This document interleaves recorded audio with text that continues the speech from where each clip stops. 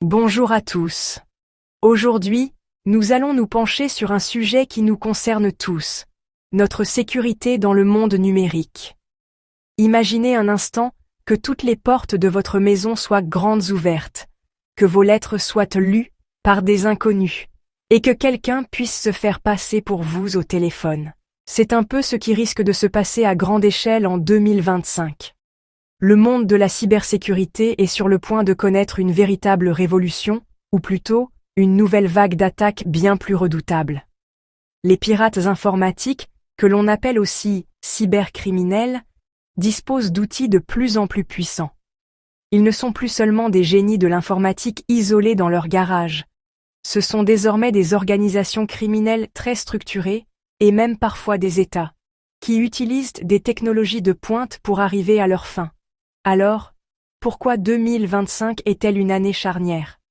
Tout simplement parce que plusieurs technologies arrivent à maturité en même temps, et les pirates ont bien compris comment les détourner. La plus spectaculaire est sans doute l'intelligence artificielle, ou IA. Cette technologie, qui nous aide à traduire des textes, l'intelligence artificielle est partout, et les cybercriminels l'ont bien compris. Ils l'utilisent comme une arme redoutable pour automatiser et perfectionner leurs attaques. L'une des menaces les plus courantes est le phishing, ou hameçonnage. Vous savez, ces fameux emails qui tentent de vous faire cliquer sur un lien frauduleux. Jusqu'à présent, on pouvait souvent les repérer grâce à leurs fautes d'orthographe ou à leur ton impersonnel. Mais en 2025, grâce à l'IA, les pirates peuvent générer des milliers d'emails ultra personnalisés en quelques secondes. L'IA analyse vos informations publiques sur les réseaux sociaux, vos centres d'intérêt, et rédige un message qui semble parfaitement légitime, mentionnant par exemple un collègue ou un projet sur lequel vous travaillez. La probabilité de tomber dans le panneau est alors beaucoup plus élevée. Mais l'IA ne s'arrête pas là. Elle permet aussi de créer des malwares, ces logiciels malveillants, dits adaptatifs.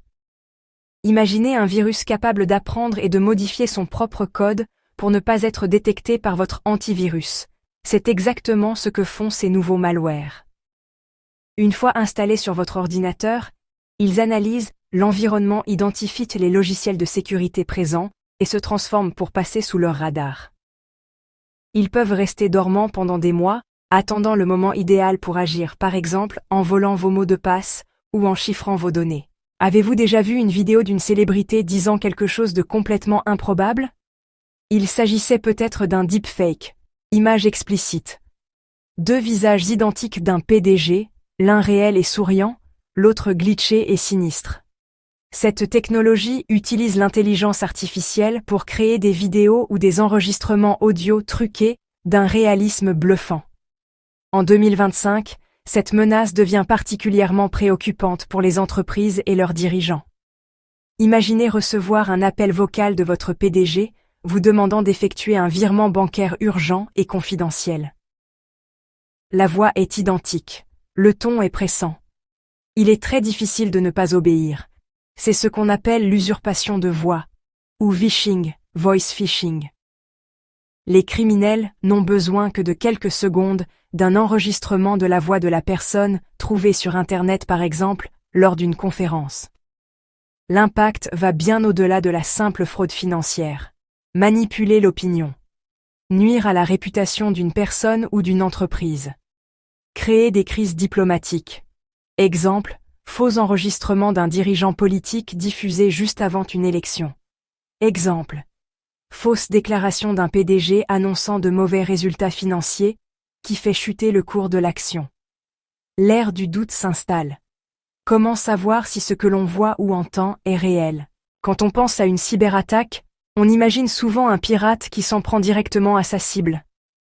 Mais en 2025, les attaques les plus sournoises sont indirectes. Elles visent ce qu'on appelle la chaîne logistique logicielle. Qu'est-ce que c'est? C'est l'ensemble des fournisseurs partenaires logiciels tiers qu'une entreprise utilise pour fonctionner. Au lieu d'essayer de forcer la porte blindée d'une grande banque, les pirates s'attaquent à un de ces petits fournisseurs de logiciels dont la sécurité est souvent moins robuste. Une fois qu'ils ont infecté le logiciel de ce fournisseur, Le cheval de Troie est en place. La banque, en faisant une simple mise à jour de ce logiciel qu'elle pense légitime, installe elle-même le programme malveillant dans son propre système. Cette stratégie est terriblement efficace car elle exploite la confiance. Une entreprise ne peut pas tout développer elle-même. Elle doit faire confiance à des dizaines, voire des centaines de partenaires externes. Elles doivent aussi demander à leurs fournisseurs des garanties de sécurité. Pour le particulier, le conseil est plus simple. Voici une menace qui semble tout droit sortie d'un film de science-fiction, mais qui se rapproche à grands pas. L'informatique quantique. Les ordinateurs que nous utilisons aujourd'hui de notre smartphone au supercalculateur fonctionnent avec des bits qui valent soit 0 soit 1. Les ordinateurs quantiques, eux, utilisent des qubits. Un qubit peut être à la fois 0 et 1, et même une infinité d'états entre les deux. Cette particularité leur donne une puissance de calcul phénoménale, capable de résoudre en quelques secondes des problèmes qui prendraient des milliers d'années aux ordinateurs les plus puissants actuels. Et l'un de ces problèmes est justement de casser les systèmes de chiffrement qui protègent toutes nos communications. Aujourd'hui, quand vous vous connectez au site de votre banque ou que vous envoyez un message sur WhatsApp, vos données sont chiffrées. C'est-à-dire qu'elles sont transformées en un code secret, que seul vous et votre destinataire pouvez déchiffrer.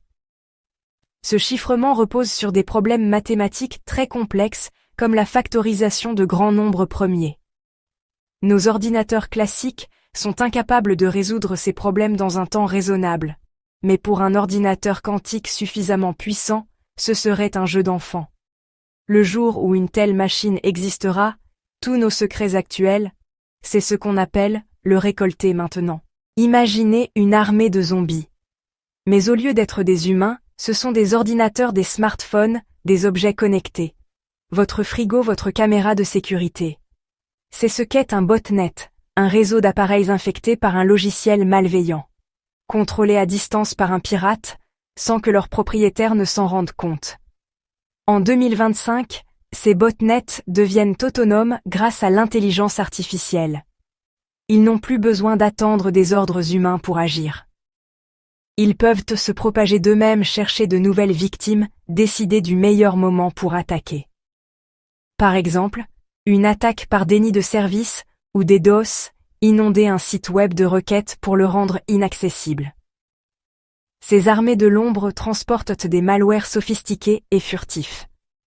La défense repose sur plusieurs piliers. D'abord, la sécurité de nos appareils. Changer les mots de passe par défaut. Routeur.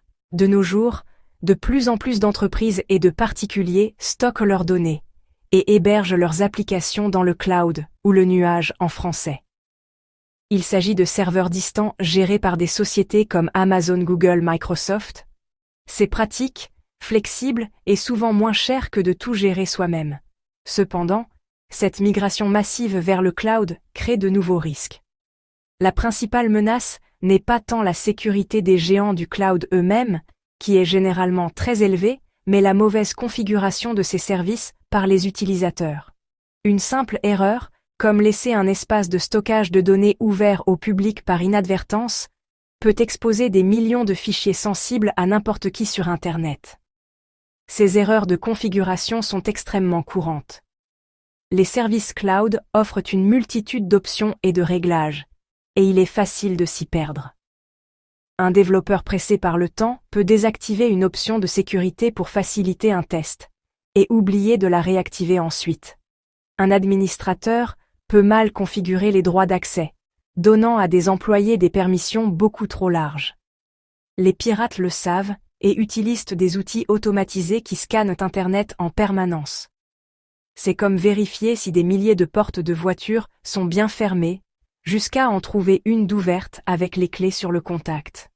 Un autre phénomène aggrave ce risque, le shadow IT, ou l'informatique de l'ombre.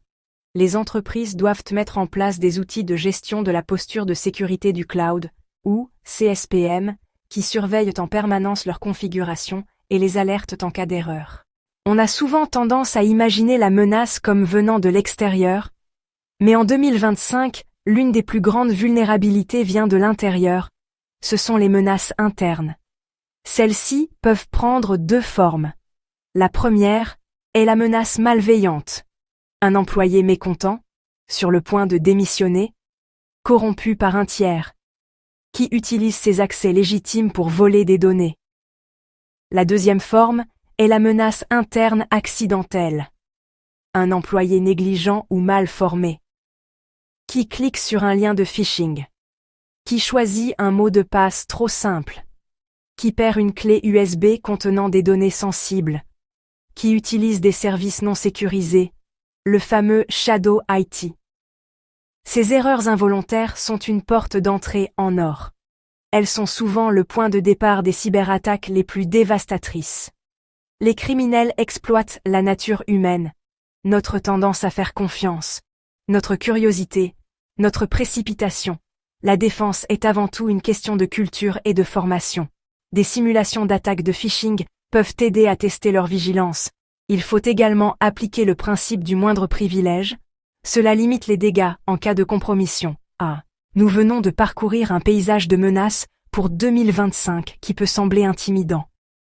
L'intelligence artificielle qui arme les pirates, les deepfakes, qui sèment le doute, la menace quantique qui plane sur nos secrets. Les attaques deviennent plus rapides, plus intelligentes et plus difficiles à détecter. Elles ne visent plus seulement nos ordinateurs, mais aussi nos esprits, en exploitant nos biais psychologiques par l'ingénierie sociale. La première recommandation est d'adopter une stratégie de défense proactive. Il ne suffit plus de réagir après une attaque. Il faut l'anticiper. Cela passe par l'adoption de technologies de pointe, comme l'utilisation de l'intelligence artificielle pour détecter les menaces en temps réel. Il est également impératif d'adopter une architecture de zéro confiance, ou zéro trust, où rien ni personne n'est digne de confiance par défaut, et où chaque accès est systématiquement vérifié. La formation continue est sans doute l'investissement le plus rentable en matière de cybersécurité. Utilisez des mots de passe robustes et un gestionnaire de mots de passe, activez l'authentification à 2 facteurs. Enfin, il est crucial d'être préparé au pire. Et surtout, il est vital de disposer de sauvegarde de ces données critiques.